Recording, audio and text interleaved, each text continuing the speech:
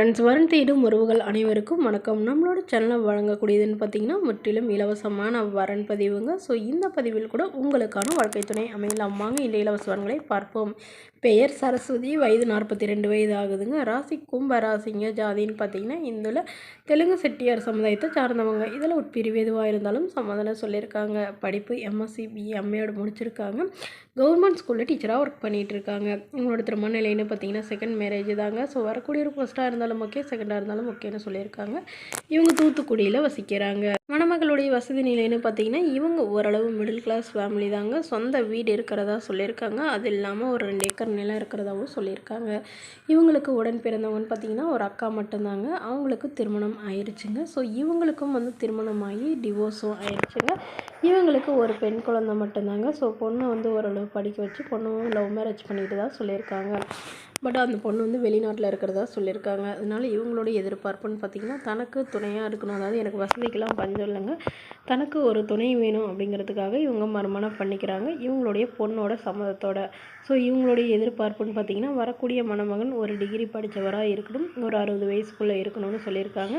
ஏதாவது ஒரு நிரந்தர வேலையில் இருந்தாலும் ஓகே, இல்லை பிஸ்னஸ் பண்ணுற ஐடியா இருந்தாலும் நாங்கள் சப்போர்ட் பண்ணி தரோன்னு சொல்லியிருக்காங்க. பட் வீட்டோட மணமகனாக தான் வேணும்னு கேட்டிருக்காங்க. ஸோ இந்த மணமகள் தன்னோட ஃபோட்டோ கொஞ்சம் மறைச்சி போடுங்க, நேரில் கேட்குறப்ப ஃபோட்டோ கொடுத்துருங்கன்னு சொல்லியிருக்காங்க. இந்த மணமகளை உங்களுக்கு பிடிச்சிருந்தா கீழே உள்ள வாட்ஸ்அப் நம்பரை தொடர்பு கொள்ளவும்.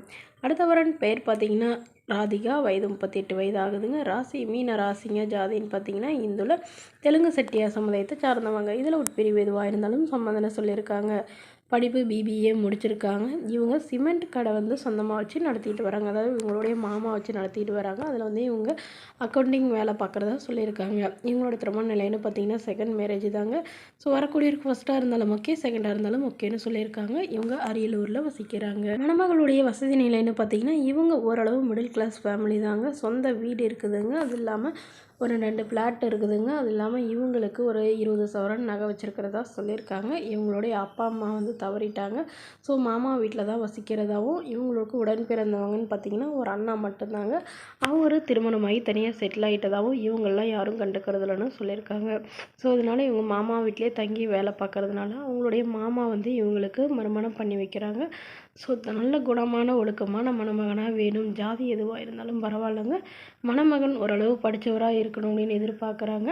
திருமணமாகி குழந்தை இருந்தாலும் ஓகே அப்படிங்கிற மாதிரி இந்த மணமகள் சொல்லியிருக்காங்க. ஸோ இந்த மணமகள் தன்னோட ஃபோட்டோ கொஞ்சம் மறைச்சி போடுங்க, நேரில் கேட்குறப்ப ஃபோட்டோ கொடுத்துருங்கன்னு சொன்னதுனால ஃபோட்டோ கொஞ்சம் மறைச்சி போட்டிருக்காங்க.